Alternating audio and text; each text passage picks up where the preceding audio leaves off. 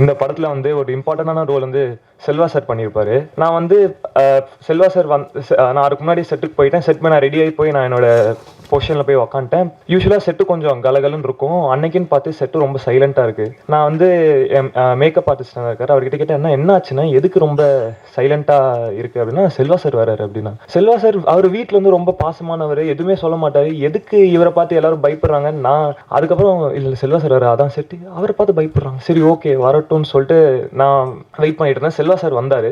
பார்த்தா நான் அந்த கெட்டப்பில் அவர் பார்த்ததே இல்லை, போலீஸ் கெட்டப்பில் வந்திருந்தார். வந்தோடனே நான் பயந்துட்டேன். அவர் வந்து உக்காந்து எனக்கு ஹைப்பா அப்படின்னாரு. சார் ஹாய் சார் அப்படின்னேன். அதுக்கப்புறம் டேரக்டர் வந்தார், சீன்லாம் சொல்லுவார். அதுக்கப்புறம் ஃபஸ்ட்டே கட்டை எடுத்துன்னு தூக்கிற மாதிரி ஷாட் தான். கட்டை எடுத்து தூக்கி அடிச்சார் ஃபஸ்ட்டே. நான் பயந்துட்டேன். பட் ஆனால் செல்வா சாரோட நடிச்சது ஒரு பெரிய ஆனர். நிறையா கற்றுக்கிட்டேன் sir. Thank you so much sir.